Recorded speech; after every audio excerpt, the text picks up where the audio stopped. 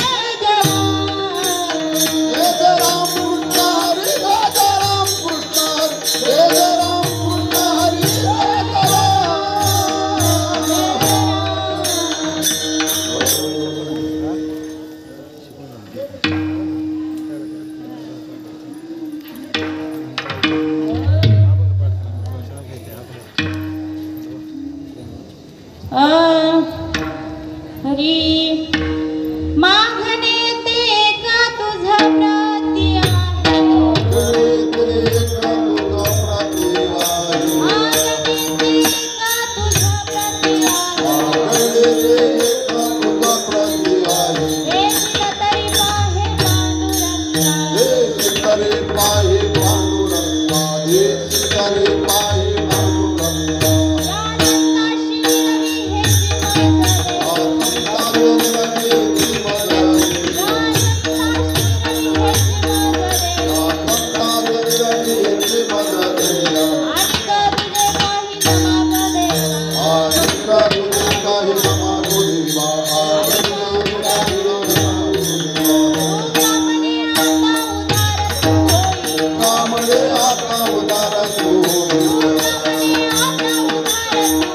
आता उदार होय माझ ठेवी पायी संतांची माझ ठेवी पायी संतांची माझ ठेवी पायी संतांची या संतांशी रवी हेची मज दे या संतांची रवी हेची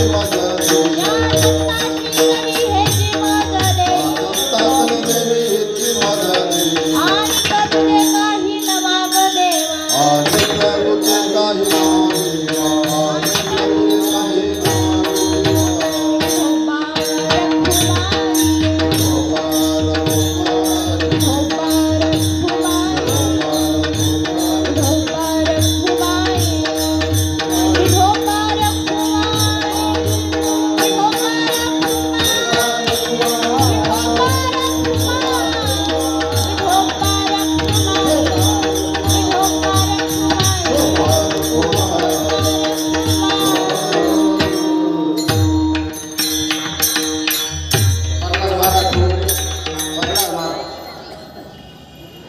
अनंत महाराज ठोंबरे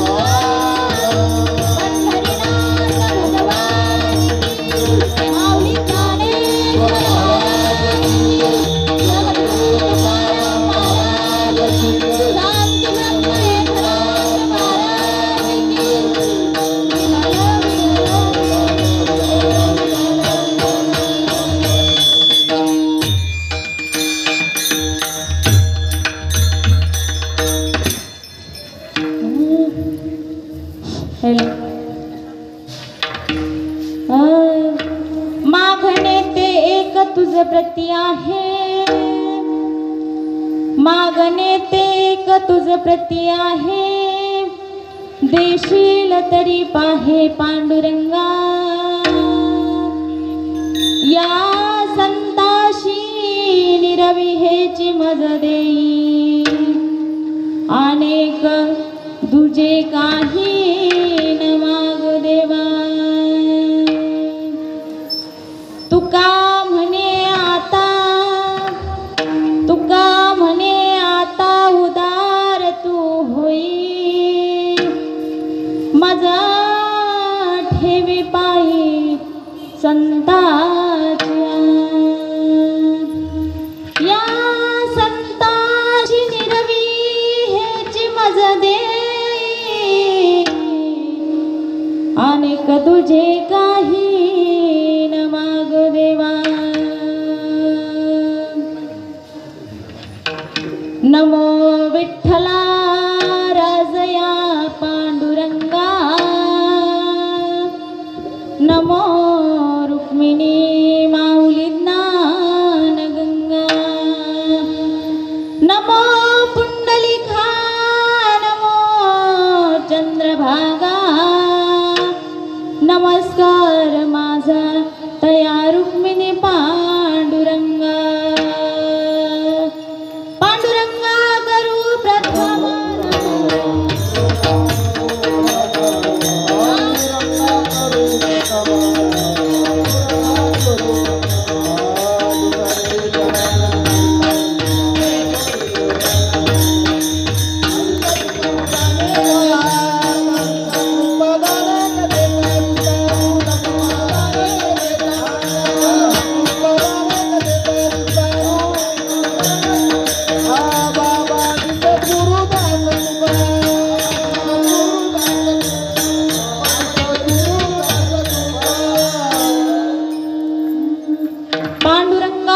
प्रथम नमन, पांडुरंगा करू प्रथम नमन, दुसरे चरण संताचिया, त्यांच्या कृपादाने कथेचा विस्तारू, बाबाजी सद्गुरू दास तुका,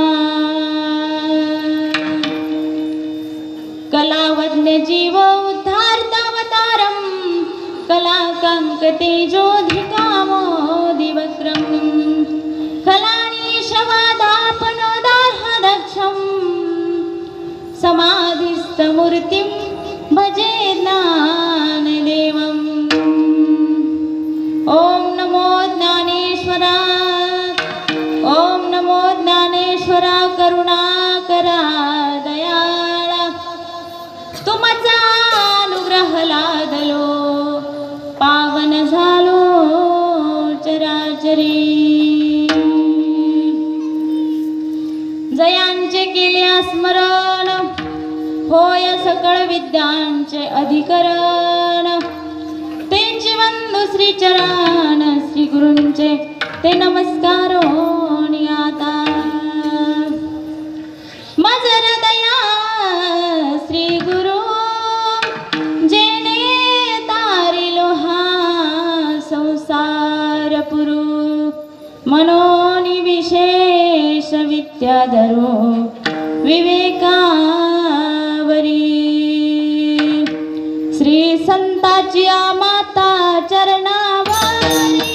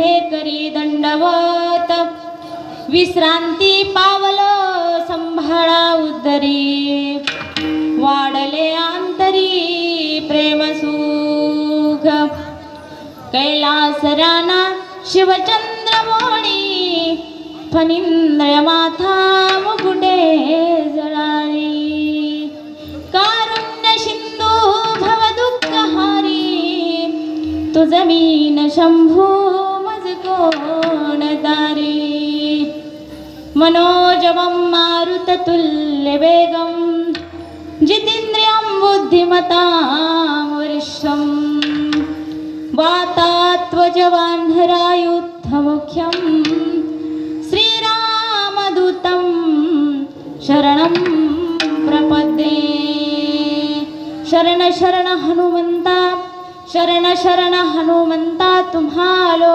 रामदूता काय भक्ती ताच्या वाटा मज दावाव्या शुभटा मागणे ते क तुझ प्रती आहे मागणे ते क तुझ प्रती आहे देशील तरी पाहे पांडुरंगा या संताशी निरवी हेच मज देई अनेक तुझे काही न मागो देवा तुका म्हणे आता उदार तू होई मज ठेवी पायी संताचिया या संताशी निरवी हेची मज देई अनेक तुझे काही न मागो देवा विठ्ठल विठ्ठल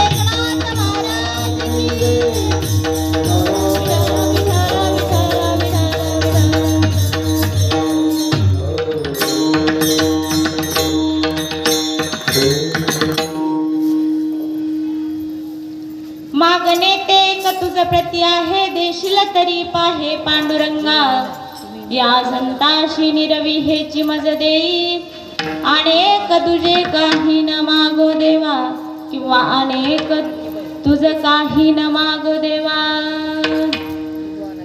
प्रस्तुत सेवेकरता घेतलेला अभंग जगद्गुरु तुकाराम महाराजांचा आहे आणि जगद्गुरु तुकाराम महाराज देवाकडे मागणं मागतात. तसं जर म्हणलं तर जगद्गुरु तुकाराम महाराजांच्या घरी खायला भाकरी सुद्धा नव्हती, कण्या खायची वेळ होती. बरं त्या सुद्धा पोटभर नव्हत्या. अशा पातळ देव जेव्हा तुकाराम महाराजांच्या घरी जेवणासाठी आला होता त्यावेळेस त्याच्या 2 हातावर बसल्या नाही, त्याला 4 हात करून कण्या खायला, पातळ कण्या खायला होत्या, त्या सुद्धा अपुऱ्या होत्या. आणि मग तुकाराम महाराज तर मागणी मागतात की मागणे ते एक तुझ प्रती आहे. मग कसं काय? जर तुकाराम महाराज देवाकडे मागणं जर मागत असते ना तर मग त्यांनी प्रपंचाचंही मागणं मागितलं असतं. कन्या खायची वेळ त्यांच्या वाली असती का? नसती आली, परंतु महाराजांना माहीत होतं, कारण प्रपंच हा कसा आहे हो, मिथ्या आहे आणि सत्य हा पांडुरंग परमात्मा आहे. आणि मग ह्या मिथ्यासाठी मागण्यात काही सुद्धा उपयोग नाही. म्हणून तुकाराम महाराज देवाकडे मागणं ते मागितलं नाही. मग काय मागितलं? महाराज म्हणतात, मागणे ते एक तुझ प्रती आहे, देशील तरी पाहे पांडुरंगा. काय मागतोय? तुला जर मला काही द्यायचंच असेल ना, तर प्रापंचिक सुख मला काहीही नकोय. काय दे? या संताशी निरवी हेची मज देई, अनेक तुझे काही न मागो देवा. तुला मी दुसरं काहीही मागत नाही, फक्त एकच तुला जर द्यायची इच्छाच असेल तर एवढंच दे की काय, या संताशी निरवी हेची मज देई. काय दे? संतांचा मला समागम दे. कशामुळं? संतांची मला संगती दे, कारण ह्या जड जीवाचा उद्धार जर करत असतील का, अज्ञानी जीवाचा उद्धार जर करणारं एकमेव जर ते साधन असेल तर ते संत आहेत. अन्यथा कुणीही करू शकत नाही, देव सुद्धा करू शकत नाही. एखाद्याचं जर कर्म वाईट असेल तर देव डायरेक्ट त्याचं निर्दळन करतो, देव डायरेक्ट मारून टाकतो. पण संतांचा जर विचार केला ना, तर दुर्जनाला सुद्धा सज्जन बनवांचं सामर्थ्य संतामध्ये आहे. ते इतरत्र कुठेही दुसरीकडे नाही. बघा, रावण हे कुंभकर्ण हे दुष्ट होते. देवानं काय केलं? त्यांना मारलं, त्यांचा अंत केला. पण संतांचा जर विचार केला तर वल्लकोळी हा महापापी होता, नुसता पापी नव्हता, महापापी होता. बघा, सर्वसाधारण पाप वेगळं आणि 4 महापाप ते वेगळे. त्याच्यापैकी वाल्या हा महापापी होता आणि वाल्या महापापी असताना सुद्धा संतांची एक क्षणभर संगती घडली आणि महर्षी वाल्मिक झाला. आणि राम जन्माच्या आधी रामायण लिहून ठेवलं. इतकं ज्ञान झालं त्याला. त्याच्यामुळं देवा, तू मला दुसरं काही देऊ नको. जर तुला द्यायचीच इच्छा आहे ना, तर एवढंच दे. या संताशी निरवी हेची मज देई, अनेक तुझे काही न मागो देवा. बरं, तुकाराम महाराज मागतात, मग देणारा बी असला पाहिजे ना महाराज. पांडुरंग परमात्मा उदारता असली पाहिजे देणाऱ्याकडे. बघा, एखाद्याकडे जर धन खूप आहे, भरपूर प्रॉपर्टी त्याला, पण तो जर सप्त्यासाठी 10 रुपयेही खर्च करत नसेल, सत्कर्मासाठी जर त्याचे 5 रुपयेही कुठं कामाला येत नसेल, तर फायदा काय? दानशूरता त्याच्याकडे लागत. त्याच्यासाठी महाराज म्हणतात, दुसऱ्या जर देवांचा विचार केला तर सेंदरी हेंदरी दैवते कोण पूजिती भूते.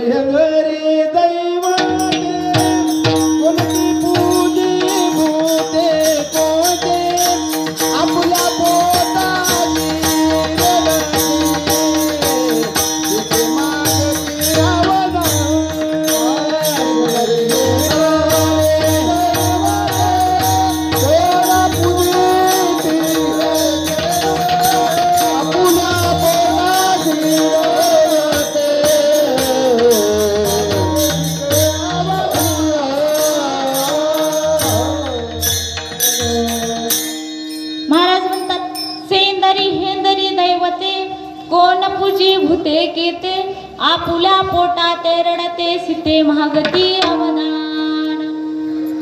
कसले देव म्हणले? जे स्वतःच्याच पोटासाठी जर रडत असेल. बघा, एखादा जर 8 दिवसांनी उपवास, 8 दिवसांनी उपवासी, त्याला 8 दिवस झाला अन्न पाणीच नाही, आणि त्याच्याजवळ जर 1 दिवसाचा किंवा 2 दिवसाचा भुकेला जर गेला तर त्याची भूक पूर्ण होईल का? त्याची भूक भागल का? नाही. महाराज म्हणले, मग दुसऱ्या जर देवांचा आपण विचार करू तर ते कसे? आपुल्या पोटाते रडते. जे स्वतः आपल्याच पोटासाठी रडते ते आपलं काय भागवणार आहे? मग त्याच्यासाठी पांडुरंग परमात्मा हा कसा आहे? त्याच्याकडे सगळं काही वैभव आहे आणि तो देण्यासाठी दानशूर सुद्धा आहे. म्हणून महाराज म्हणतात एकच द्यायचंय ना देवा, एवढंच दे. काय तुका म्हणे आता उदार तू होय आन मज ठेवी पायी संताची. तू एवढ्यासाठी थोडी उदारता बाळ, काय कर थोडा उदार हो, जास्त काही मागत नाही. पण काय मज ठेवी पायी संताची. कारण या जगामध्ये आल्याच्या नंतर माणसाचं मन विचलित करायला अजून काही सौंदर्य. ह्या सृष्टीमध्ये माणसाला विचलित करण्यासाठी वेगळं वेगळं सौंदर्य आहे. माणूस त्यालाच भुलून जातो. उद्धार करायचं काय साधन हे माणसाला त्याच्यामध्ये कळत नाही. मग काय करतो? मज ठेवी पायी संताची. संताची या पायाजवळ ठेव, जेणेकरून ते काय सतत आपल्याला जाग करतील आणि जाग केल्याच्या नंतर काय होईल? आपला उद्धार होईल. म्हणून महाराज म्हणतात तुका म्हणे आता उदार होई मज ठेवी पायी संताची. या संताशी निरवी हेची मज देई अनेक तुझे काही न मागो देवा विठ्ठल.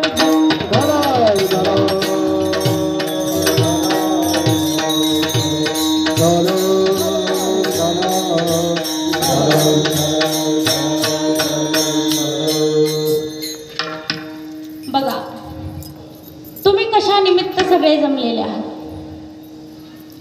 तुम्हा सगळ्यांना माहित आहे कार्यक्रम कशा निमित्ताने आहे. पण तरी वक्त्याचं कर्तव्य म्हणून सांगते की नाथ महाराज सेवा समिती किल्ले धारूरच्या वतीने अखंड हरिनाम सप्ताहाचं नियोजन आहे. आणि त्या अखंड हरिनाम सप्त्याच्या योगाने 7व्या दिवसाची कीर्तन रूपी सेवा माझ्या सुद्धा परम भाग्याने मला प्राप्त झाली. कारण भाग्यच आहे. बघा अभंगच कसा आहे? मागणी पर आहे. कारण का मागायचं? 7 दिवस तुम्ही सगळ्यांनी सेवा केली की नाही? केली का नाही? तुम्ही काहीच म्हणत नाहीत. केली का नाही? मी काय बघायला होते का?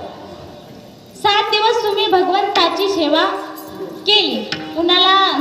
कुणाची कायानं घडली असेल, कुणाची वाचेनं घडली असेल, कुणाची मनाने घडली असेल, किंवा कुणी पट्टी देऊन तसं काही. कुणाला वेळ नसेल जर मिळत तर बाबा आम्हाला काही वेळ नाही, हे काय 10-5 रुपये तुम्ही घ्या आणि तुमचं तुम्ही करा. एवढं का होईना सहकार्य कुणी ना कुणी प्रत्येक जणांनी केलंय आणि त्या सहकार्यातून हा अखंड हरिनाम सप्ताह पार पडतोय. बघा फार सुंदर सगळे नियोजन आहे. सर्व टाळकरी मंडळ आता काही माझ्या परिचयाचे नाही. मृदंगाचार्य, सिस्टीमवाले आणि तुम्ही सगळे श्रोते मायबा. खरं तर विचार करायला गेल्यावर मनोरंजनासाठी माणसाच्या भरपूर काही साधने आहेत. आज कीर्तनाला यायला कुणाला वेळ नाही. सगळे काही आपापल्या कामामध्ये व्यस्त आहेत आणि काहीला आवडत नाही म्हणून ते येत नाहीत. काय एवढीच इथली लोकसंख्या आहे. पण इथं येण्यासाठी सुद्धा काय लागतं?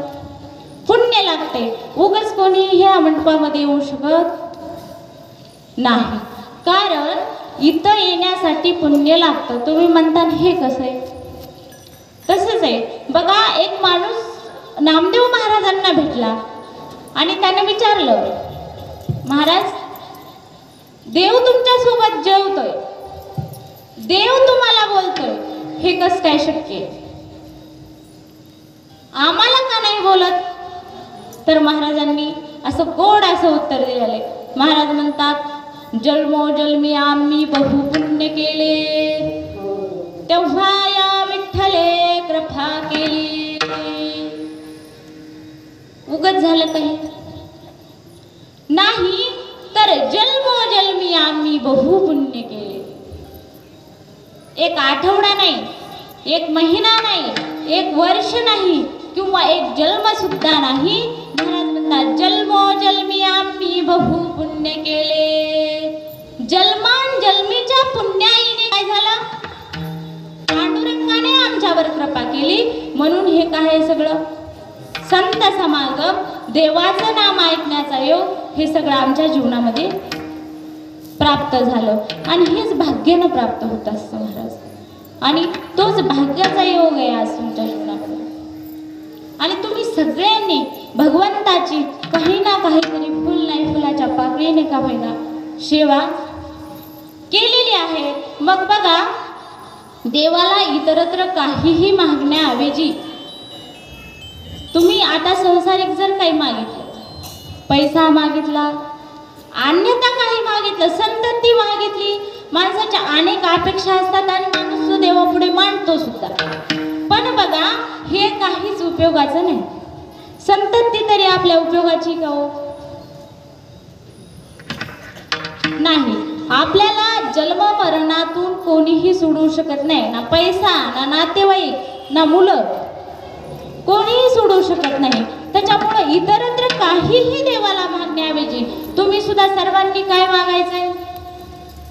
देवा द्यायचंय ना, तर काय कर, असंच आमच्या जन्मोन जन्मी वर्ष तू काय कर, असं सप्त्याच्या निमित्तानं कोणत्याही निमित्तानं काय कर, आमच्याकडून सेवाकडून मागणे ते मागो देवा, करू भक्ती त्यांची सेवा,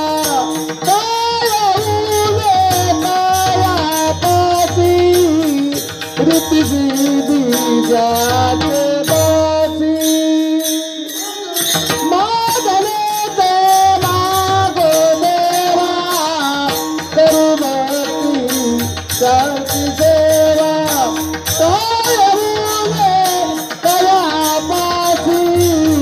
रीती सिद्धी जाते दासी, जाते दासी. बघा, महाराजांनी सांगितलं काय, मागणे ते मागू देवा, करू भक्ती त्यांची सेवा, करू भक्ती त्यांची करू सेवा, भक्ती त्यांची सेवा, काय उणे तयापासी, काय उणे तयापासी, रिद्धी सिद्धी त्याची दासी, रिद्धी सिद्धी त्याची दासी. वा, सुंदर. बघा, महाराज म्हणतात एवढंच महागा, कारण इथं जर आलं ना संतांपाशी, तर इथं काही ऊन काहीच नाही. हे मोक्ष, रिद्धी सिद्धी हे काय, हे संतांच्या घरी काम करायला लागले. सगळं जग जे ऋषी मुनी संत एवढं तपश्चर्या करतात ना, मोक्ष, आणि तो मोक्ष तर तुकाराम महाराज अजून एक अभंगातून सांगतात बघा, देवा ऐके ही विनंती, मज नको रे हे मुक्ती. मला मोक्ष नकोय, मग मला काय दे, संतांची सेवा दे. कारण जीवनामध्ये संतांची सेवा ही फार महत्वाची. कारण ऐका, नरदेह हा दुर्लभ आहे. तुम्हाला आपल्याला सहज प्राप्त झाला म्हणून याचं महत्व आपल्याला कळत नाही. आणि कळालं जर असतं तर आपण एवढा उशीर केला नसताना महाराज. पाठीमागच आपण आपला उद्धार करून घेतला असता. इतका उशीर कशाला आपल्याला लागला असता. पण याचा आपण कधी विचार केला नाही. बघा, काही गोष्टी फार दुर्लभ सांगितल्या. त्याच्यामध्ये महाराजांनी नरदेह हा सुद्धा दुर्लभ, देह दुर्लभ जाणारे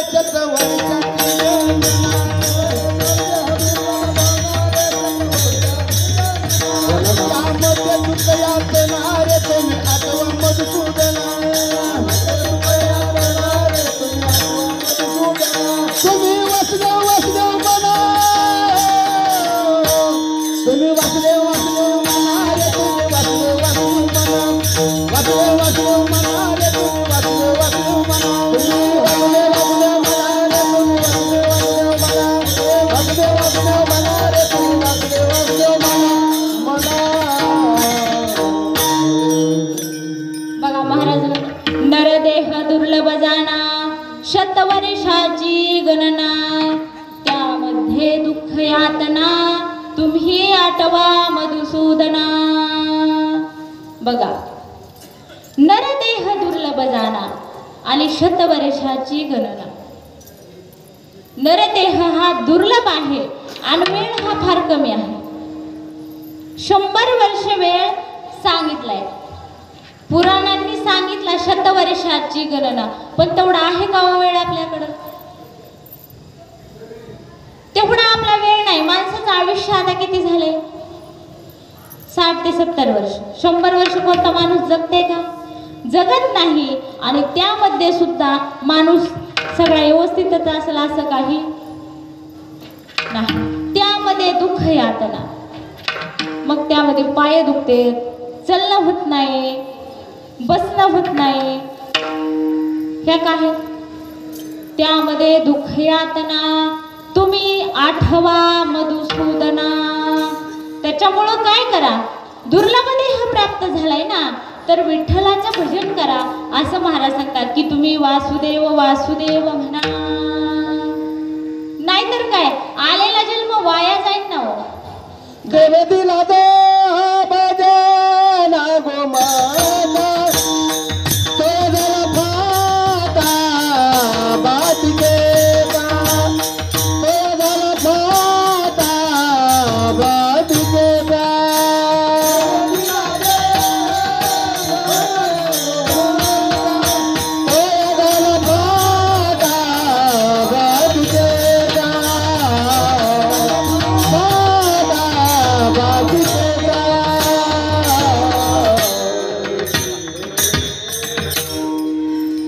देवे दिला देह भजना गोमटा तो ह्या झाला फाटा बाधिकेचा. देह कशासाठी दिलेला आहे? तर महाराज म्हणतात मनुष्य देह इथं आल्याच्या नंतर तुम्हाला हे सगळं जमा करण्यासाठी अजिबात दिलेलं नाही. मग कशासाठी दिलाय? की 84 लक्ष येऊन फेराय. आणि ते काय सुखासुखी काय?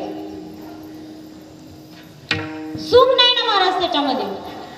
84 लक्ष येवणीमध्ये फिरायचे आणि प्रत्येक येवणीमध्ये जर एक येवणी कोटी कोटी फेरा एक येवणी कोटी कोटी फेरा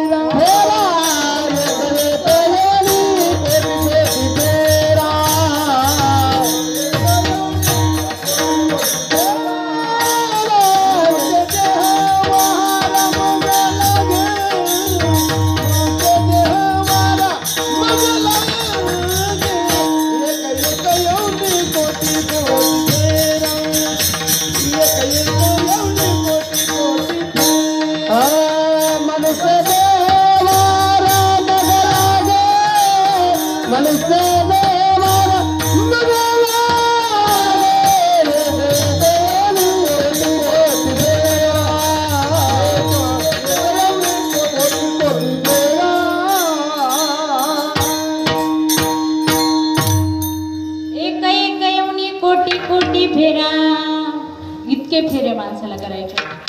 आणि त्याच्यामध्ये पुन्हा गर्भवासाचं दुःख आहे. काय सांगू गर्भीची यातना मज भोगिता नारायणा मास मळमूत्र जाना तुझं क्षण क्षणा द्यातचे. एवढं दुःख आहे महाराज की त्यावेळेस माणसाला क्षणाक्षणाला देवाचं नाव स्मरण. हा देह नाशिवंत मला मुद्दा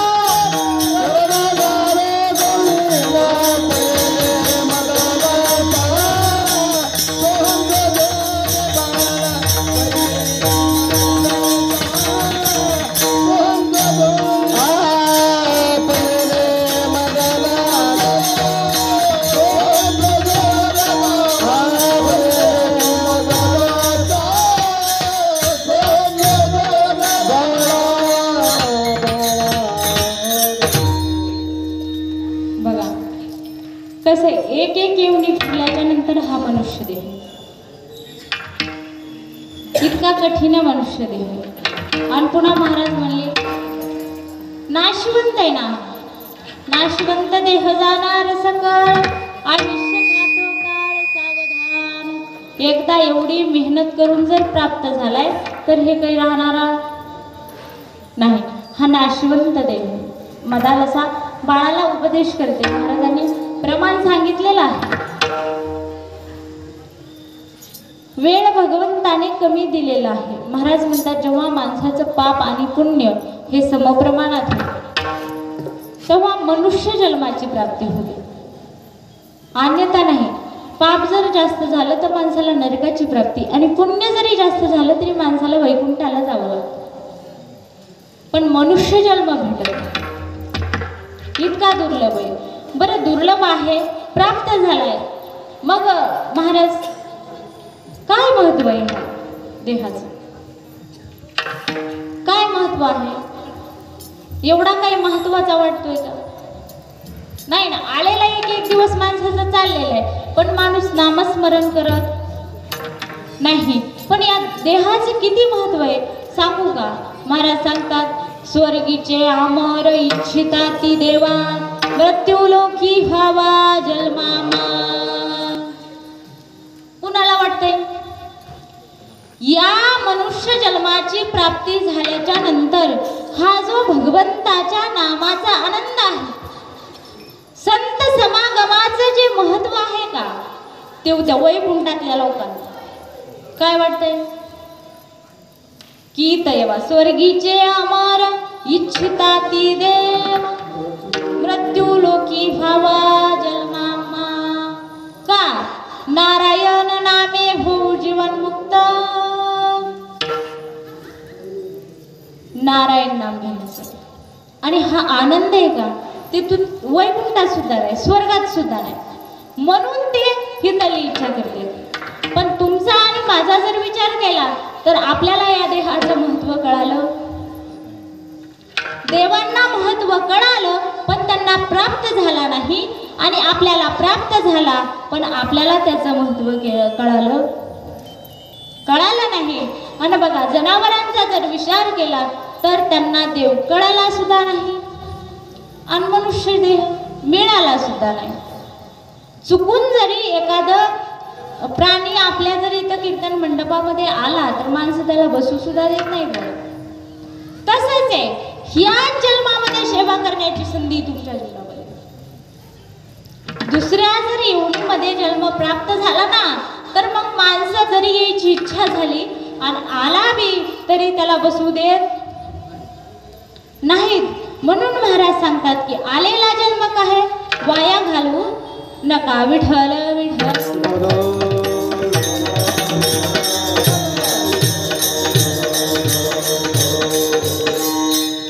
मग आलेला जन्म वाया घालवू नका तर काय करायचं? याची देही गणे देवाचे भाजन,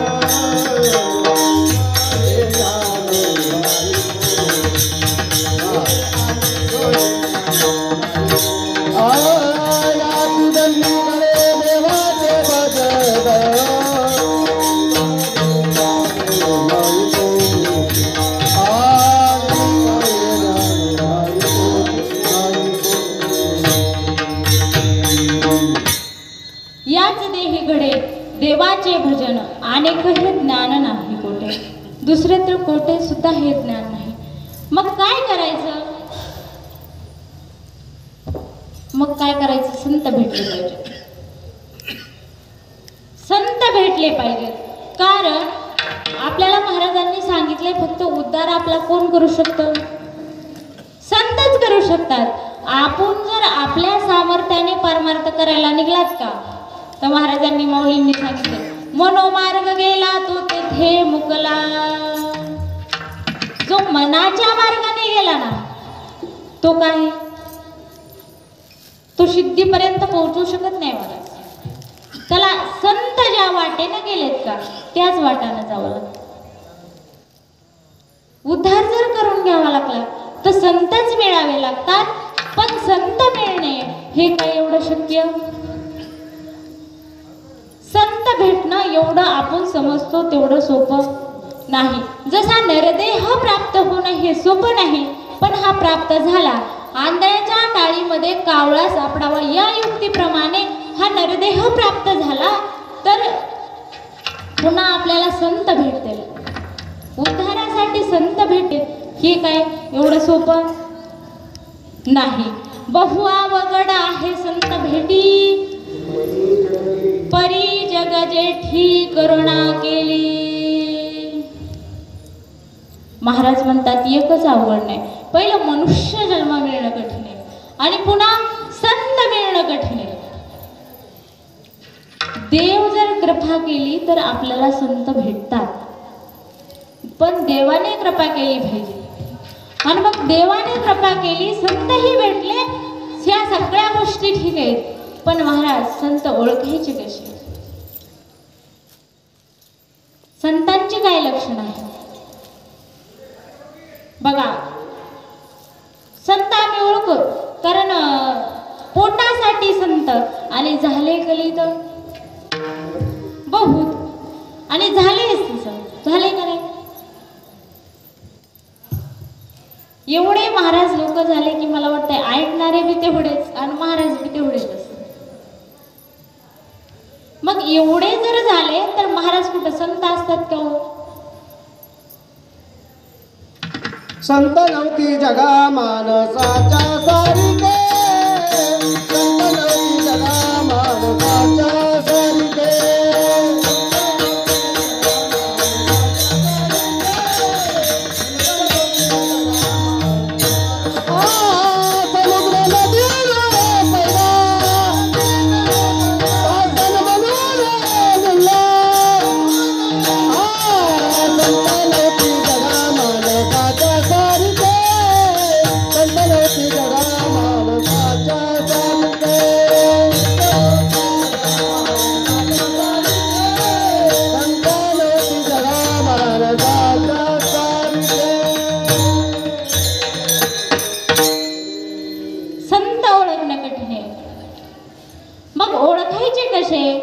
काय वेगळं असतं का संतामध्ये? काय वेगळं असतं का? आता जे संत होऊन गेले, तुकाराम महाराज म्हणा, श्री संत एकनाथ महाराज म्हणा, यांच्यामध्ये काय वेगळं दिसत होतं का? नाही. त्यांनाही दोनच डोळे होते, आपल्यालाही दोनच आहे. त्यांनाही दोनच पाय, आपल्यालाही दोन. आपल्यासारखेच दिसतात, काही वेगळे दिसतात का? नाही. पण महाराज म्हणतात जरी दिसत असले तरी संत नव्हती जगा मानसाच्या सारखे. संत कसे नव्हते? माणसासारखे जरी दिसत असले तरी नव्हते. मग आता माणसं बी तसेच दिसतात आणि संत बी तसेच दिसतात, तर संत ओळखायचे कसे? महाराज काय म्हणतात बघा, एक मुक्ताबाईचं प्रमाण आहे, तोची संत जाना जगी दया क्षमा ज्याचे. मग बघा, माणसासारखेच संत दिसतात, सगळी काही कृती माणसासारखीच आहे, पण संताकडे काय असतं माहिती आहे का? लोकांनी कितीही त्रास दिला तरी दया, दया करणे हे त्यांचं कर्तव्य, क्षमा आणि शांती. आता बघा, ज्या नाथ महाराजांचं प्रतिष्ठान आहे त्यांचा जर विचार केला तर काय होतं? नाथ महाराजांकडे दया होती. किती दया होती? महाराज म्हणतात काशीहून जे तीर्थाचं पाणी आणलं होतं का चैत्र महिन्यात, ते आणि पायात काही चप्पल वगैरे आपल्यासारखं नव्हतं, पायात चप्पल सुद्धा नसताना काशीहून जे तीर्थाचं पाणी आणलं होतं महाराज, ते काय पैठणमध्ये आल्याच्या नंतर एवढ्या मेहनतीने आणलंय आणि तिथं काय झालं? गाढव दिसलं ना की पाण्या वाचून जे तहाने वाचून तडफडते. सगळे जी शिष्यमंडळी होती, जे सोबतचे माणसं होते, ते सगळे सांगू लागले की बाबा एवढ्या मेहनतीने हे पाणी आणलंय, तुम्ही म्हणतात की हे पाणी गाढवाला पाजायचंय, काय उपयोग आहे हो? आपण एवढी मेहनत केली, याचा उपयोग काय? पण एवढी दया की तिथून आणलेलं पाणी काय काय केलं? त्या गाढवाला पाणी पाजलं. एवढी दया ही काय एकनाथ महाराजांमध्ये, म्हणून आज ते संत आहेत. भूतदया पशुचे पालन तानल्या जीवन वना माऊली, तानल्या जीवन वना माऊली. भूतदया नाही पशुचे पालन,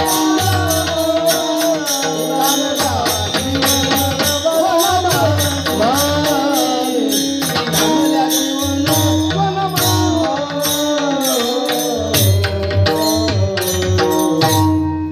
भूतदया पशुचे पालन.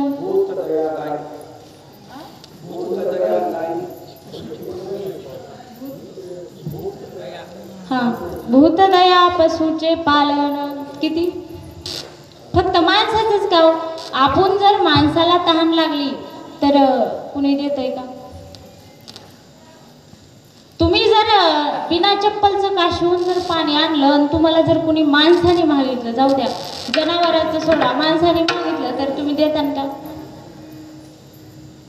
नाही. आपण म्हणतात तू इथं बसल्या बसल्या तुला मागायला काय, तिथून जाऊन आणायला किती मेहनत लागती हे काय करणाराला माहिती. आपण देऊ शकत नाहीत महाराज, पण एकनाथ महाराजांनी ते गाढवाला पाणी पाजलं. एवढी दया प्राण्यावर सुद्धा, माणसावरच नाही प्राण्यावर सुद्धा एवढी दया. क्षमा, शांती याच्याबद्दल तर काय सांगायचं. एकदम शांत असे होते एकनाथ महाराज. त्यांची शांती भंग करण्यासाठी गावातल्या काही कुठाळ लोकांनी नाना प्रकार केले, नाना प्रकार, आणि त्यांना त्रास द्यायला चालू केलं. पण तरीही रागवले. येवन अंगावरी थुंकला, प्रसाद देवनी मुक्त केला. 108 वेळेस महाराज काय ती थुंकण्याची सीमा तरी गेली. त्याच्या अंगातलं सर्व पाणी जेव्हा संपलं का तेव्हा ते चक्कर येऊन पडलं. आणि तेव्हा काय केलं? एकनाथ महाराजांची माफी मागू लागली. पण ते एकदा सुद्धा म्हणले नाहीत की बाबा कशामुळे तू थुंकलास, किंवा काहीही त्याला बोलले नाहीत. यायचं घाटामध्ये आल्याच्या नंतर त्याने अंगावर थुंकायचं, जाऊन परत त्याने स्नान करून यायचं. उलट माफी मागू लागल्याच्या नंतर ते म्हणले तू जर माझ्या अंगावर थुंकला नसता ना तर मला 108 वेळेस या गोदावरीचं स्नान घडलं नसतं.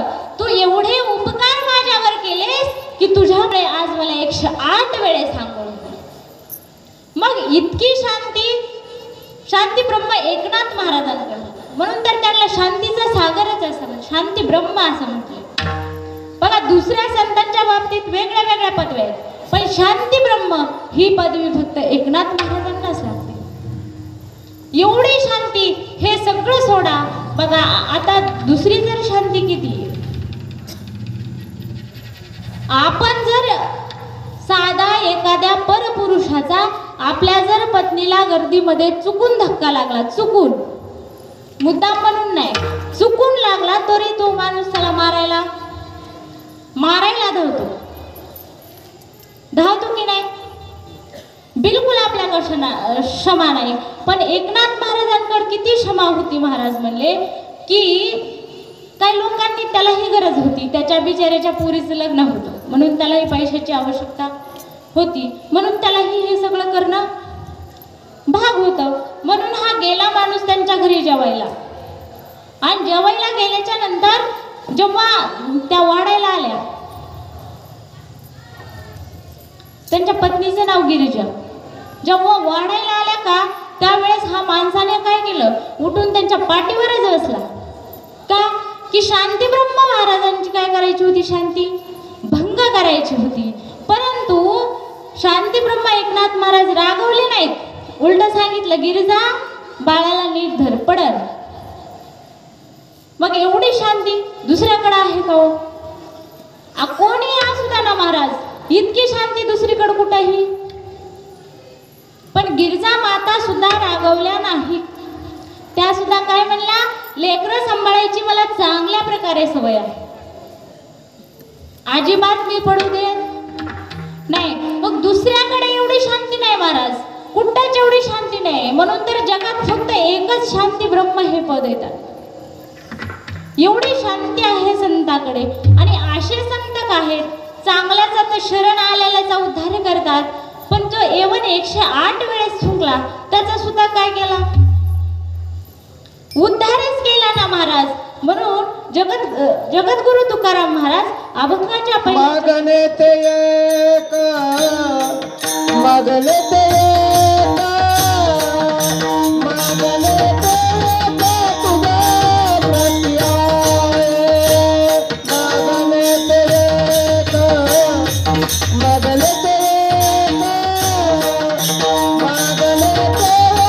तुझा प्रती आहे.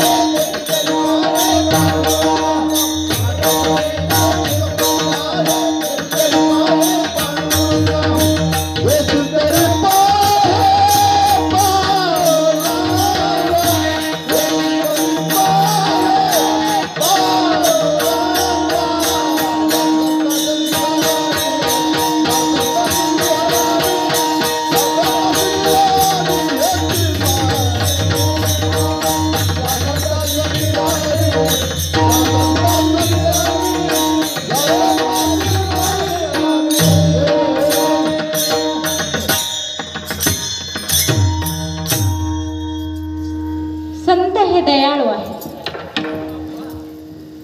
संत हे कृपावंत आहे. म्हणून तर महाराज म्हणतात बघा, संतांना माय बापाच्या वरची उपमा दिली.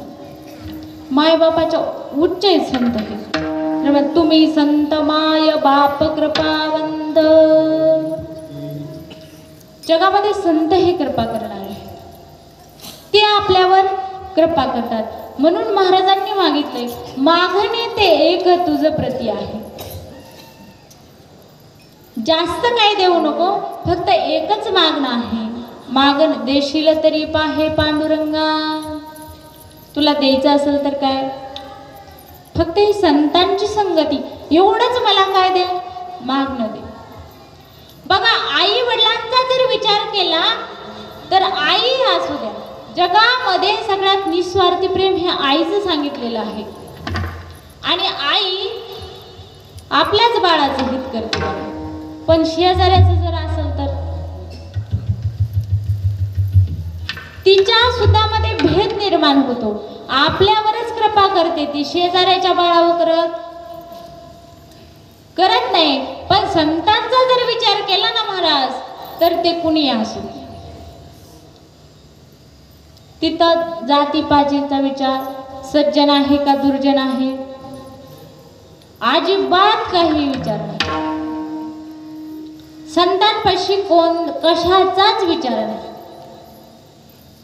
म्हणून तुम्ही संत माय बाप कृपा आणि कायमी पथित कीर्तिवान. अवतार तुम्हा धराया कारण उद्धरया जन जड. कशासाठी अवतार घेतले संत? फक्त या जड जीवाचा उद्धार करण्यासाठी अवतार घेतला.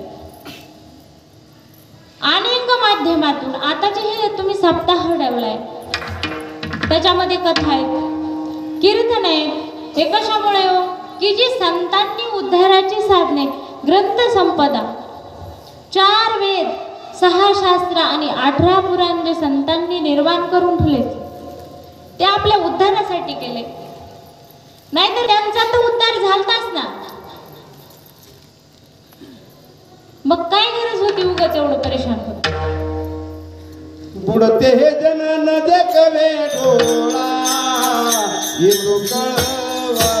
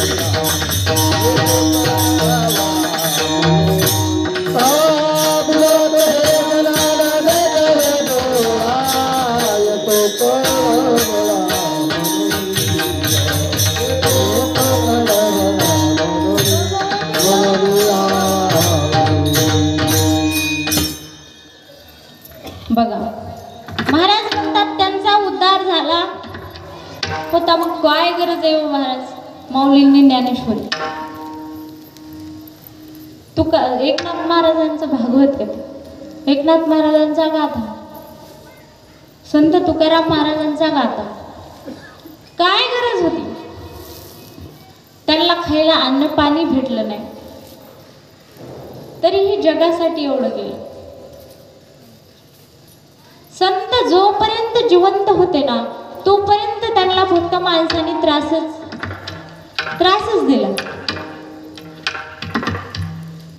आताच्या काळात जर बघायला गेलं तर आम्ही संत आहेत का? महाराजांना संत म्हणता येईल का? बघा, हे कसं आहे, संताचा महिमा तो बहुदुर्गम आणि शाब्दिकाचे काम ही शाब्दिक माणसाच्याने होते का? होत नाही. संत ते संत, त्यांचा महिमा कसा आहे?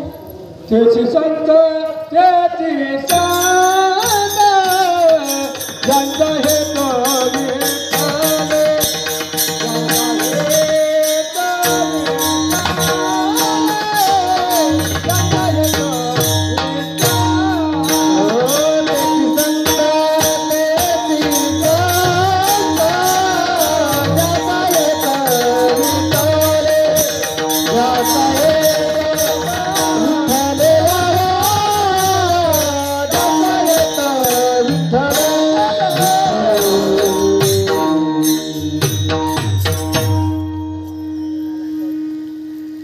त्यांची बराबरी आपण करू शकत नाही.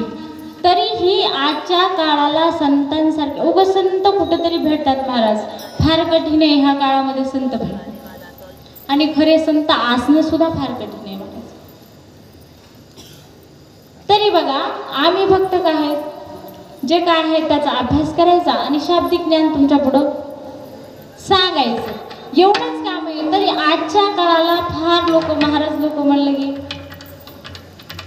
त्यांना खायलाच कोणता आयटम आवडतो, त्यांना काय भरपूर काही सेवा करतात. पण त्या काळामध्ये जेव्हा खरे साधू होऊन गेले, जेव्हा खरे संत होऊन गेले, तेव्हा त्यांना माऊलीला मधुकरी सुद्धा कुणी दिली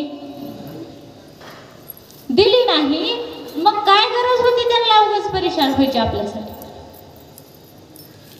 तरी पण या जगाला ज्ञान प्राप्त व्हावं, अज्ञानी जीवाचा उद्धार व्हावा म्हणून काय केलं? ज्ञानेश्वरी निर्माण करून. देवापेक्षाही जास्त संतांना महत्व आहे. तुम्ही म्हणाल असं कसं, सगळ्या जगात देव श्रेष्ठ आहे. नाही, पण संत हे देवापेक्षाही श्रेष्ठ आहे. आता कसे म्हणता तुम्ही, हे कसं शक्य आहे? बघा, देवाने काय केलं? दुष्ट लोकांना मारलं. मी मगाच तुम्हाला सांगितलं, देवासमोर दुष्ट आला की डायरेक्ट काय केला? त्याचा अंत देवाने केला. देव त्यांना सुधरू शकला नाही. पण संत कितीही महापापी जरी लोक असले, अजामेळ हा सुद्धा महापापीच होता, पण काही क्षण त्याला संतांची संगती घडली. आणि काय उद्देश केला हो? काय सांगितलं का भजन कर म्हणून? अजामेळाला सुद्धा संतांनी सांगितलं नाही की तू देवाचं भजन कर, कारण ते भजन करायच्या लायकीचाच नव्हता ना, कशाला सांगते. पण तरी सुद्धा फक्त एवढंच सांगितलं, तुझ्या पत्नीच्या पोटामध्ये जो गर्भ आहे ना, त्या बाळाचं नाव काय ठेव? नारायण. आणि हा नारायण सगळ्यात छोटा मुलगा होता, लाडका अजामेळाचा. त्याच्या ते नारायण नाव लक्षात सुद्धा नव्हतं, पण त्याच्या पत्नीच्या होतं. म्हणून तिनं त्या मुलाचं नाव नारायण ठेवलं.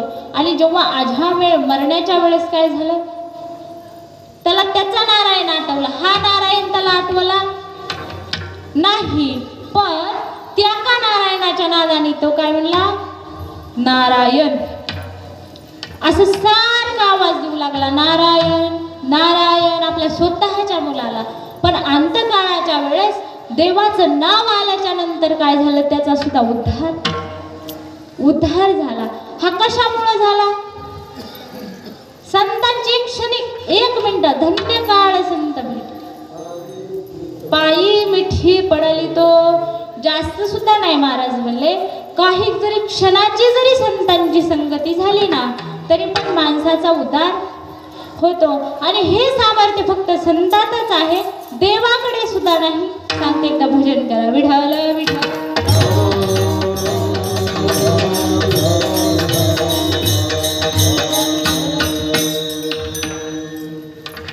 तुम्ही म्हणाल हे कसं शक्य आहे? आणि हे काय पुरावा आहे? बघा, तुम्हाला सांगते, मी काय बाहेर सांगत नाही, जेवढं का आहे ग्रंथातलं. कारण तुम्हाला जर बाहेरच ऐकायचं असेल तर कीर्तन द्यायची पण काही गरज नाही मला. आता सगळं माणसाच्या मनोरंजन खिशामध्येच आहे ना, कशाला उगाच 2 तास. बघा, आता 11 वाजेपर्यंत जागायचं आणि कीर्तन ऐकायचं. मनोरंजनाचे साधन काय अजून आहेत माणसाला? कुठेही जाऊन माणूस काय करू शकतो, पण नामचिंतन हे कशासाठी करायचंय? की आपला उद्धार करण्यासाठी. मग ऐकतानाही भगवंताचंच नाम ऐकलं पाहिजे, बोलताना सुद्धा भगवंताबद्दलच बोललं पाहिजे.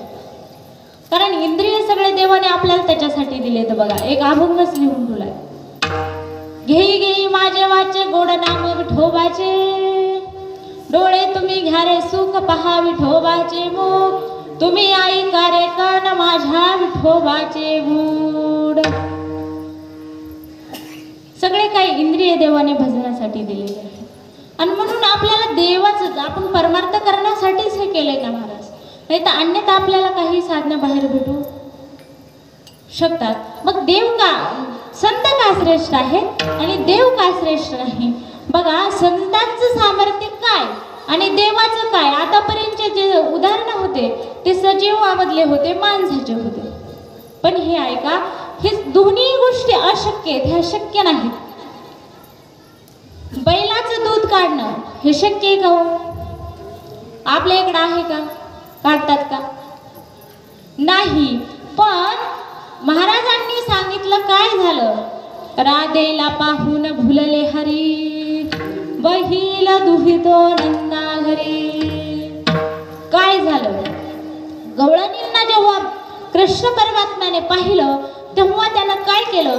गाईचं दूध काढायचं सोडून दिलं आणि बैलाखालीच बसले ना,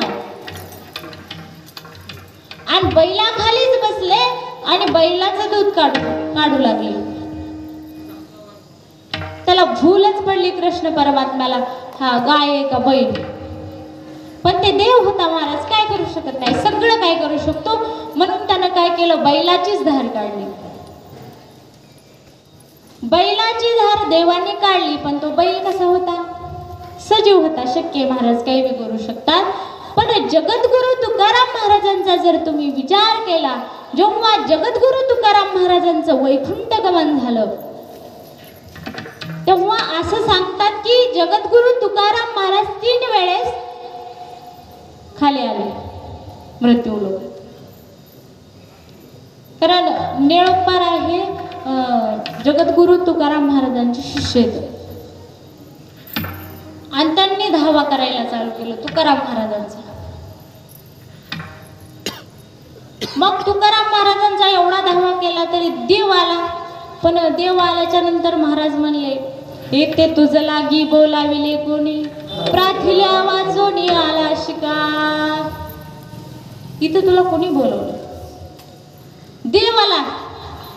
कारण अधिकारी संतांचा तेवढा मोठा आहे. देवाची सुद्धा किंमत, तुला बोलविलेस कोणी. माणसाला कुठेही बोलविलं तर जावं का, नाही बोलविलं तरी जावं. आणि नाही बोलविल्याच्या नंतर गेल्यावर माणसाची फजिती होत असते. म्हणून आपण जिथं मान आहे, जिथं बोलवलंय तिथंच जावं, अन्यथा दुसरीकडे जावं नाही. म्हणून देव जरी असला तरी त्याला बोलवलंच नाही ना, किंमत कोण करीन त्याची. ते म्हणले, इथं तुझं लागी बोलाविले कोणी, प्राथिल्या वाचोनी आला शिका. आणि त्यांची मुलगी भागीरथी बघा, ती एकदा धावा करू लागली की भागीरथी करी धावा, कोण्या गावा गेले बाबा. बाबा कुठे आहेत आणि तुम्ही कुठं गेलात, असं जेव्हा भागीरथी धावा करू लागली, तेव्हा एकदा तुकाराम महाराज वैकुंठावरून खाली आले भागीरथीसाठी. मग बाबा आल्याच्या नंतर त्यावेळेस काही एवढे साधना नव्हते महाराज. त्यावेळेस काही एवढे ॲटम नव्हते. त्यावेळेचं जर मुख्य ॲटम म्हणलं तर ते म्हणजे शेवयाचा भात. मग बाबा आल्याच्या नंतर भागीरथीने विचार केला की आता मी बाबांसाठी जेवायला काय, शेवयाचा भात करणार आहे. पण त्याच्यासोबत दूध नाही खायला. मग आता काय करायचं, प्रश्न पडला ना भागीरथीला. आणि हे तुकाराम महाराजांना कळल्याच्या नंतर जवळच एक महादेवाचं मंदिर होतं. मग महादेवाच्या मंदिरात जगद्गुरु तुकाराम महाराज गेले आणि देवाची पूजा केली, नंदीची पूजा केली. आणि निर्जीव जो दगडाचा नंदी, महादेवापुढं कोणता असते, सजीव का निर्जीव, निर्जीव दगडाचा नंदी असतो महादेवासमोर. मग त्या नंदीलाच महाराजांनी उठवलं. नंदीचे दूध काढिले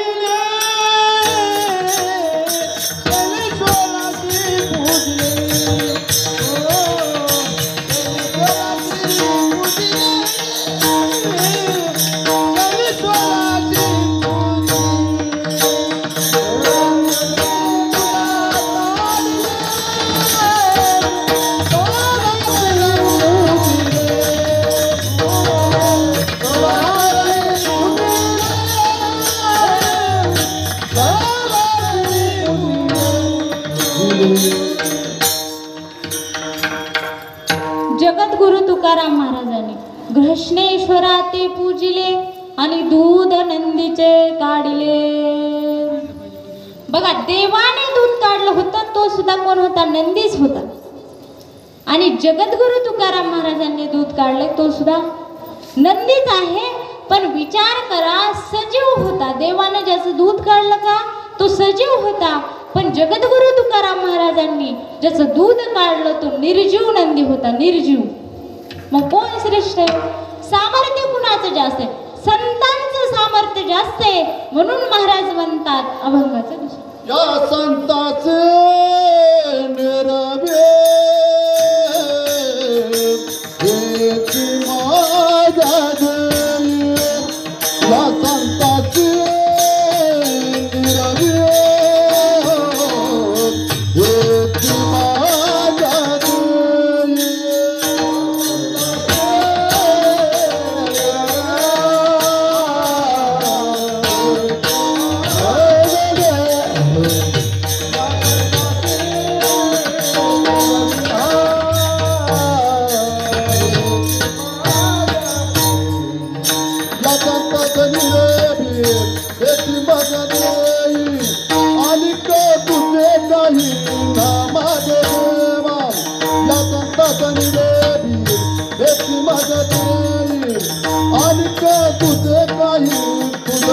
बाबुदेवा या संताची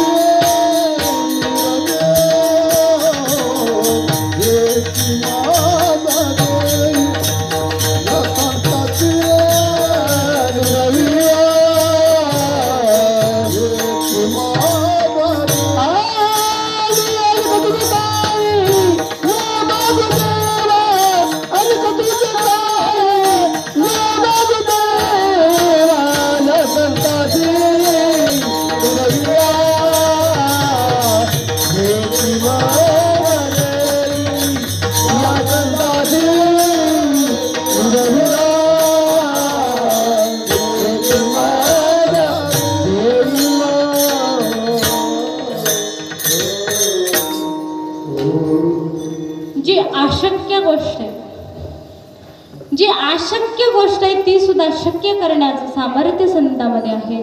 म्हणून महाराज म्हणतात डोळे हसामाने महिमा संताचा, डोळे हसामाने महिमा संताचा, डोळे हसामाने महिमा संताचा, डोळे हसामाने महिमा संताचा.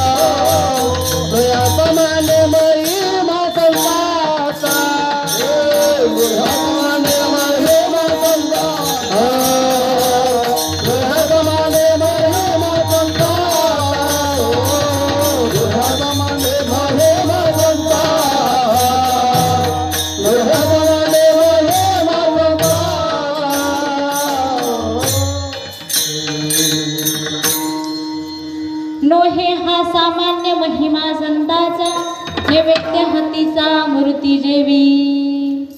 बघा, जे काही माझ्या बी लक्षात नव्हतं ते महाराजांनी काही आठवण करून दिली.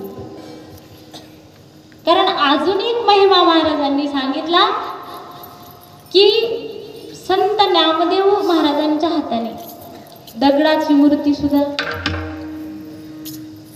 दगडाची मूर्ती सुद्धा जेवली. म्हणून नोहे हा सामान्य महिमा. संतांचा महिमा काही सामान्य नाही, असामान्य महिमा आहे. म्हणून महाराजांनी मागणं मागितलं, काय मागितले, या संताशी निरवी हेची मज दे. दुसरं काहीही नकोय. जीवनात द्यायचं असेल तर संत संगती दे आणि त्यानंच उद्धार आहे. कसा उद्धार आहे बघा, एक आपल्या परिचयाचं उदाहरण सांगते. छत्रपती शिवाजी महाराज हे कोण होते? एक राजे होते ज्यांनी की ही स्वराज्य निर्माण केले. एवढं सामर्थ्य छत्रपती शिवाजी महाराजांमध्ये होतं. कोणत्या गोष्टीची काहीच कमी नव्हती. म्हणून ते काहीही करू शकत होते. तुमच्या सगळ्यांना त्यांचा, आपल्या सगळ्यांना, आपण शाळेत जसे जातो तसं आपण त्यांचा काय इतिहास शिकतो. म्हणून आपल्या सगळ्यांना माहिती त्यांच्याकडे काय करू शकत नव्हते हो. म्हणून ते काय देवाला विसरले नाही, म्हणून ते काय संताला विसरले नाही. जगद्गुरु तुकाराम महाराजांचे शिष्य होते छत्रपती शिवाजी महाराज. आणि जेव्हा त्यांच्या भेटीसाठी आलते ना छत्रपती शिवाजी महाराज, तेव्हा तुकाराम महाराजांचं जर तसं बघितली होती दशा अन्न पाण्यावाचून, तेव्हा काय केलं, त्यांनी सोनं पाठवलं होतं छत्रपती शिवाजी महाराजांचं. पण त्यांनी काय सोन्याचा तिरस्कार, सोने रुपये आम्हा मृतिके समान, माणिक पाषाण खडरेशे, नकार दिला. पण एवढी मुघलांची सत्ता होती, एवढं काही बंधन होतं, सगळ्या समस्या होत्या. जर बाहेर निघायचं म्हणलं तर पहिलं संकटाला सामोरं जावं लागत होतं. पण तरी सुद्धा छत्रपती शिवाजी महाराज हे वेळेतून वेळ काढून जगद्गुरु तुकाराम महाराजांच्या कीर्तनाला यायचे. आणि मग एक वेळेस कीर्तनाला आल्याच्या नंतर काय झालं, त्या मुघलांना समजलं की शिवाजी महाराज हे जगद्गुरु तुकाराम महाराजांच्या कीर्तनामध्ये काय आहेत, बसलेले आहेत. आणि त्यांना कीर्तनातून उठून कुठेही पळता येणार, कीर्तनात उठून ते कुठेही पळू शकत नाहीत. म्हणजे आपली काय आहे, स्वर्ण संधी आहे. आणि आपण ह्या संधीचं सोनं करायचं असं त्यांचा हिशोब झाला. आणि मग मुघलांच्या सैन्याने जेव्हा त्या मंदिराला वेढा टाकला ना महाराज, वेढा टाकल्याच्या नंतर असं छत्रपती शिवाजी महाराज हे असं बसलेले होते कीर्तनामध्ये. मग ही बातमी त्यांना कळाली. मग कळल्याच्या नंतर ते पण संकटात पडले. पण संत काय जाणू शकत नाहीत महाराज, सगळं काय जाणू शकतात. संतांनी सांगितलं, देवा हा माझा भक्त आहे आणि याच्यावर जर कीर्तनात बसल्याच्या नंतर संकट येत असेल तर तुला देव म्हणायचं का, तुला देव आम्ही कसं म्हणू. जे काही भगवंताची सेवा करत असताना त्याच्यावर संकट आलं तर तुला देव कोणी म्हणाल का, देव कोणी म्हणणार नाही.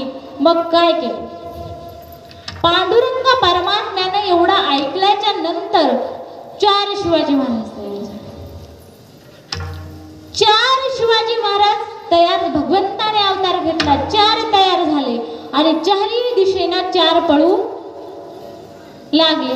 मग दिसल्याच्या नंतर काय, त्यांना वाटलं आता शिवाजी महाराजांनी काय पळ काढला, सगळं सैन्य हे त्यांच्या मागं पळू लागलं. आणि जे छत्रपती शिवाजी महाराज होते ते कुठं होते, कीर्तनात होते ना महाराज. मग संतांच्या जर पायापाशी माणूस राहिला, संतांच्या जर पायापाशी असेल तर कोणावरही काहीही संकट कधीच येत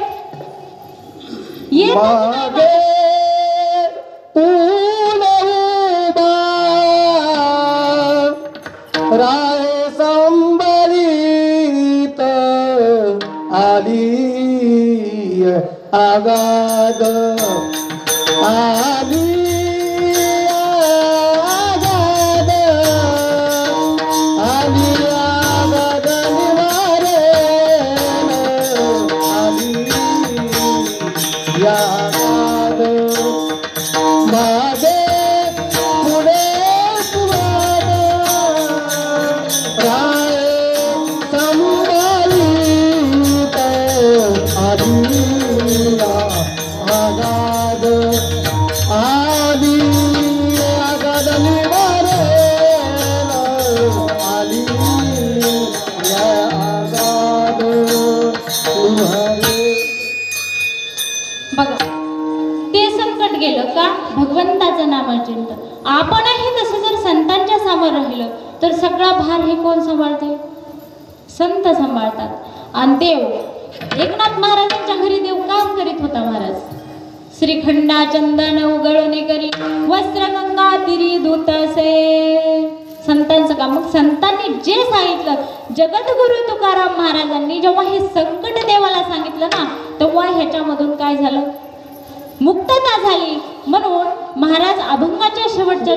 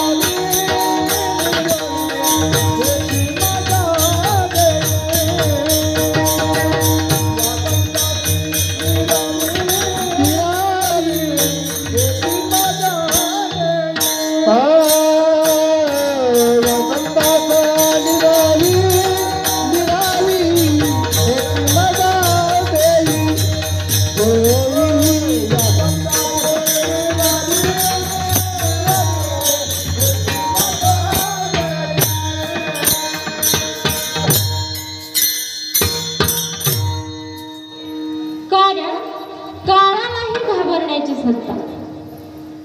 ज्याचं नाव घेतल्याच्या नंतर महाराज म्हणतात तुकाराम तुकाराम नाम घेता कापेयाम. ज्याचं नाव घेतल्याच्या नंतर काळाला सुद्धा भीती वाटते. असे कोण आहेत? संत महात्मे अशा आहेत देवा. म्हणून तू काय कर, तुका म्हणे आता उदार तू होई, मज ठेवी पायी संताची. म्हणून तू काय कर, एवढंच कर, मला काय कर, संतांच्या पायाजवळ ठेव. कारण बघा हे संसाराचं दुःख फार माझ्या मागे आहे. मी याच्यातून वेळ काढू शकत, वेळ मला निघत नाही. पण तुम्ही उदार व्हा देवा, तुम्ही उदार व्हा आणि एवढाच उपकार करा की मला संतांच्या पायाजवळ ठेव. आणि मी जर संतांचा पाय ठेवून जर दूर गेलो तर महाराज काही उपयोग नाही. या जीवनात येऊन माझा काहीही उपयोग होणार नाही. कारण बघा आपण एवढं कमवतो, आपल्या पाठीमागे आपलं कुणीही नाव काढत नाही. झालं आपलं जर संतती, आपण जर संस्कारी जर असेल तर लय झालं, आपलं वर्ष श्राद्ध करूपर्यंत ते आपलं नाव काढतात. तिथून पुढे सुद्धा कुणी आठवण सुद्धा करीत नाही महाराज.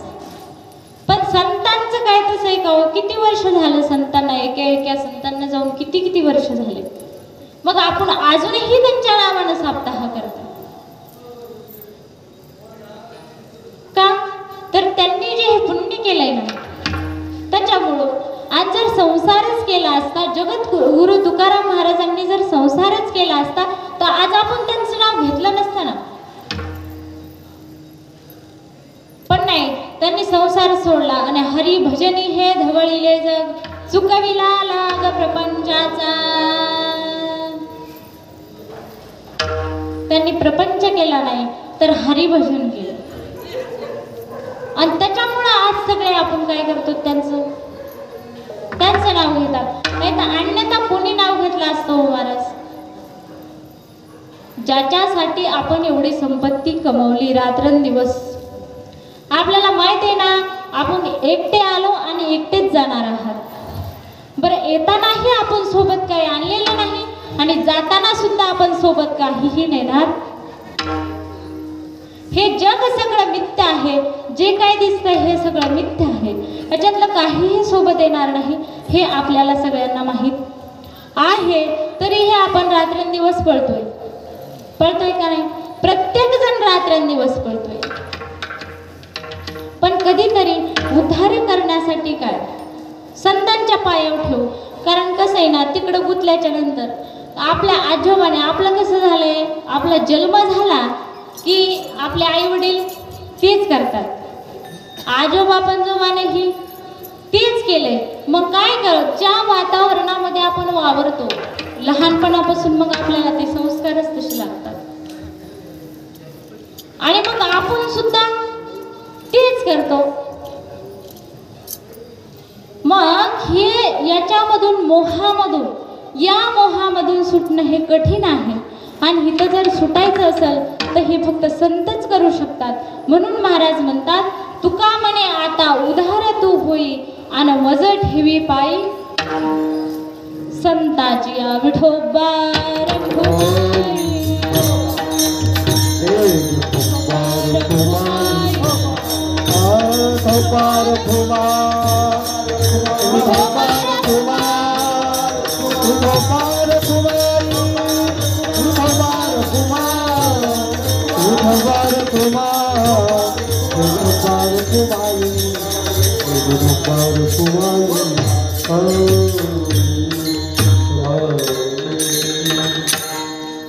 बघा, संसार हा दुःख मूळ आहे. महाराज म्हणतात संसार दुःख मूळ, चहूकडे विंगळ, विश्रांती नाही कोटे, रात्रंदिवस तळमळ, काम क्रोध लोभ सुनी पाठी लागले ओढाळ.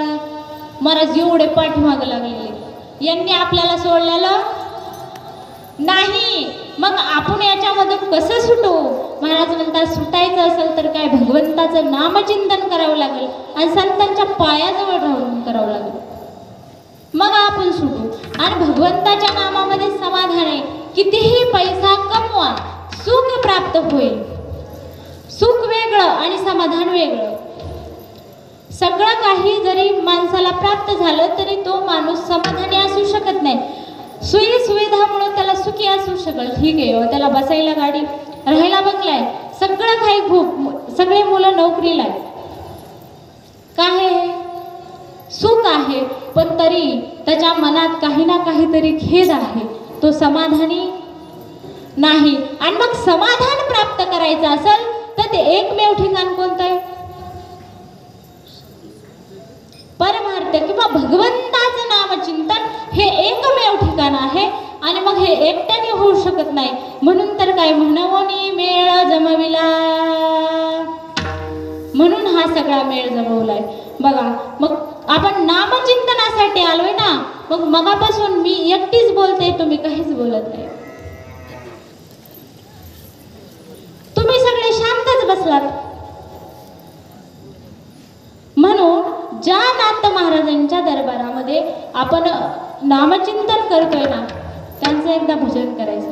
सर्व महिला मंडळींनी करायचं. झालं, आता काय तुम्हाला जास्त मी ताण देणार नाही, कारण मला बी जागायचा कंटाळा आलाय, तुम्हाला त्याच्यामुळे काय लवकर उरकणार आहे. फक्त एकदाच भजन करा. सगळ्यांनी हाताने टाळी वाजवायची आणि मुखाने भजन करायचं. बघा, हरी भानुदास एकनाथ, भानुदास एकनाथ,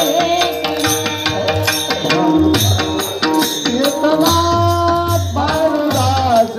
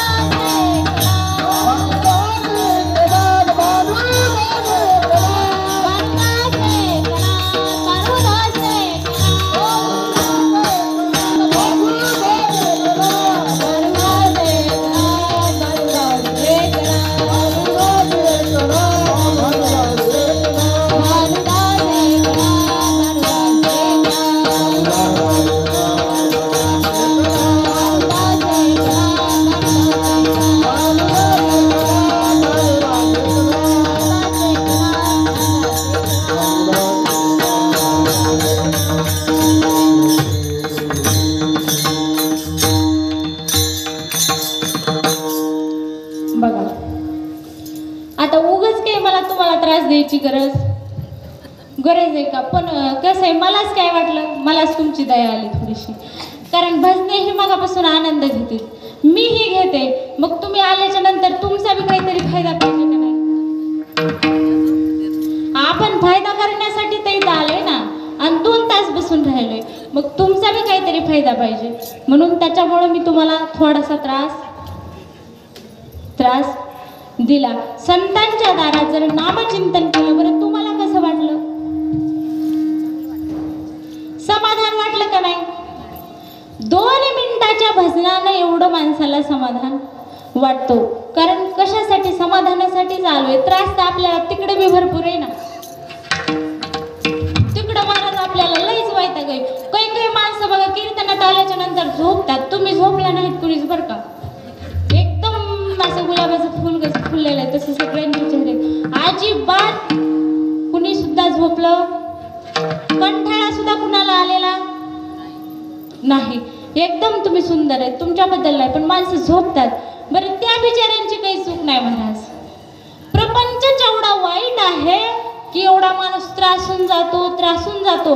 भगवंताचं नाम ऐकल्याबरोबर त्याला समाधान प्राप्त होतं. आणि मग जेव्हा आपल्याला समाधान, आपल्या डोक्यात जेव्हा काहीच चिंता नसते का, तेव्हा माणसाला झोप लागते. नाही तर बघा, माणसाच्या डोक्यात जर विचार असेल का, विचार, ते माणूस रात्र झोपत नाही.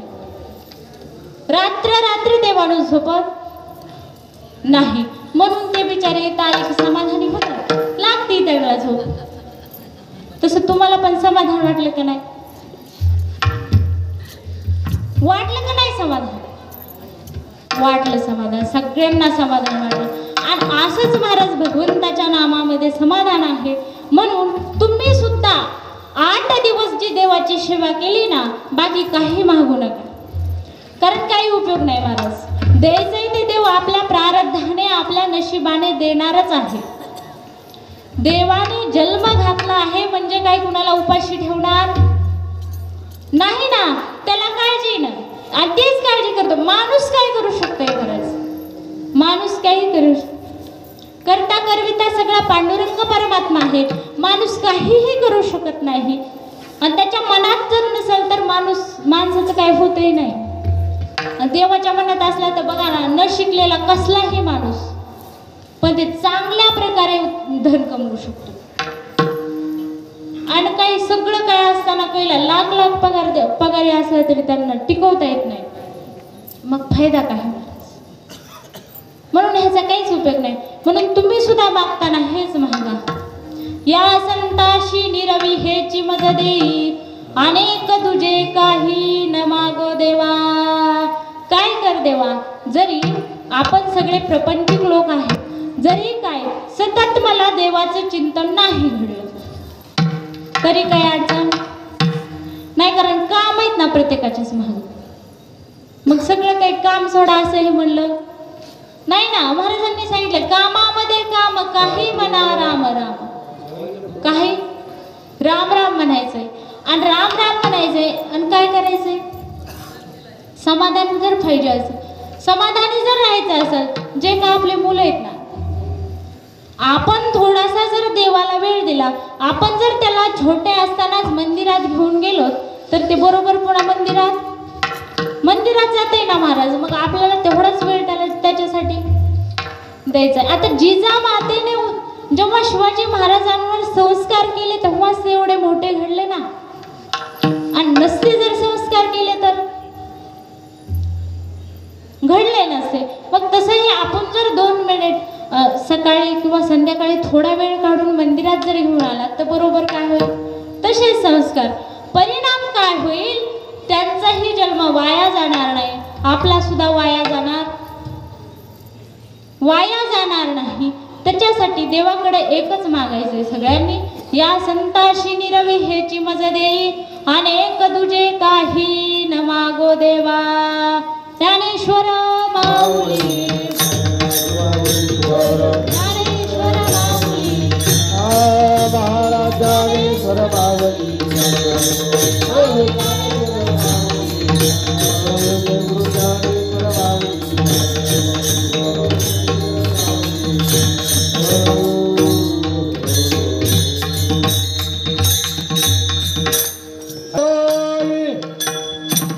तुका म्हणे आता उदर तो होई, तुका म्हणे आता उदर तो होई, तुका म्हणे आता उदर तो होई, तुका म्हणे आता उदर तो होई, तुका म्हणे आता उदर तो होई, तुका म्हणे आता उदर तो होई, तुका म्हणे आता उदर तो होई.